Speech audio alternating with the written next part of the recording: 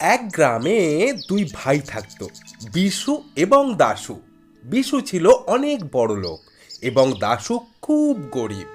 বিশু ছিল খুব অহংকারী। দাশু জঙ্গলের কাঠ কেটে তার পেট চালাতো।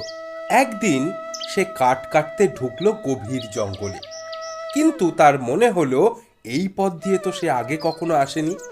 সে একটি আশ্চর্য গাছের সামনে গিয়ে উপস্থিত হলো।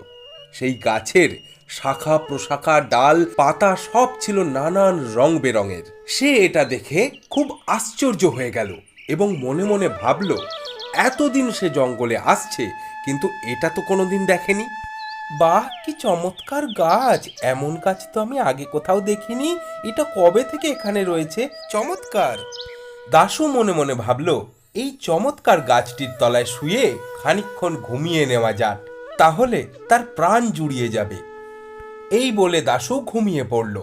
যখন সে উঠল তখন লক্ষ্য করল তার পাশে এক ঘড়া মোহর পড়ে রয়েছে। এ কি? এই যে দেখছি এক ঘড়া ভর্তি সোনার মোহর, কোথা থেকে এলো? দাশু সেই ঘড়া ভর্তি মোহরের কাছে গেল এবং সেটি তুলে নিল। ভগবান আমার দিকে মুখ তুলে তাকিয়েছেন, এতদিনে আমার অভাব ঘুচেছে, ভগবানকে অনেক ধন্যবাদ। কিন্তু না, অর্থের লোভে আমি আমার মনুষ্যত্বকে কখনো ভুলবো না, আমার ভাইয়ের মতো। তারপর সে একটি গাছের তলায় বসে অনেকক্ষণ ধরে চিন্তা করলো এত অর্থ দিয়ে কি করা যায়। সে মনস্থির করলো সেই গ্রামে একটি মিষ্টির দোকান দেবে এবং গ্রামের সবাইকে সে সস্তায় মিষ্টি খাওয়াবে। মিষ্টি, ভালো মিষ্টি, সস্তার মিষ্টি চলে আসুন! দাশুর মিষ্টি খেয়ে গ্রামের সবাই ধন্য ধন্য করতে লাগলো এবং এই করে দাশু অনেক অর্থ উপার্জন করে ফেলল। গ্রামের সবচেয়ে সুন্দর বাড়িটা সে কিনে নিল এবং তারপর সে বিয়েও করলো। এই সব দেখে তার অহংকারী ভাই পুরো বিষয়টা জানতে এলো তার কাছে। দাশু, তুই এত অর্থ পেলি থেকে? এত সুন্দর বাড়ি করেছিস, বিয়ে করেছিস, আমায় বলবি না? শোন ভাই বিশু, আমি যেভাবে টাকা পেয়েছি তুই সেভাবে নাও পেতে পারিস, তবে আমার কোনো অসুবিধা নেই তোকে বলতে। আমি একবার পথ হারিয়ে জঙ্গলের মধ্যে একটি অদ্ভুত গাছের সামনে গিয়ে পৌঁছাই এবং ঘুমিয়ে পড়ি।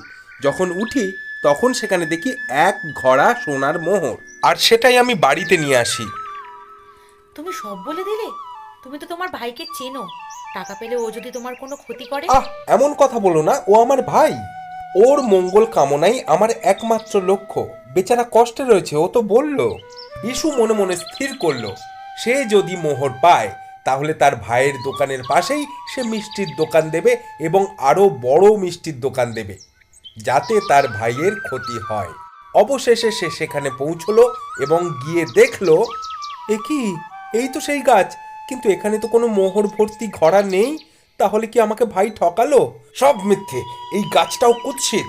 এ কোনো আশ্চর্য গাছ নয়, একটা বিশ্রী গাছ, কুৎসিত গাছ। তোকে আমি মেরেই ফেলবো। যা যা, দূর হয়ে যা, দূর হয়ে যা এখান থেকে, যা।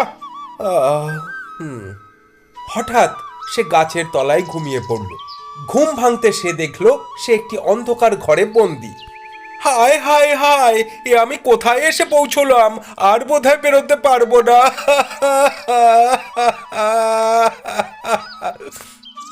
তারপর বহু দিন কেটে গেল, কিন্তু বিশু সেই ঘর থেকে বেরোতে পারল না এবং সেখানেই সে বন্দি হয়ে থাকলো।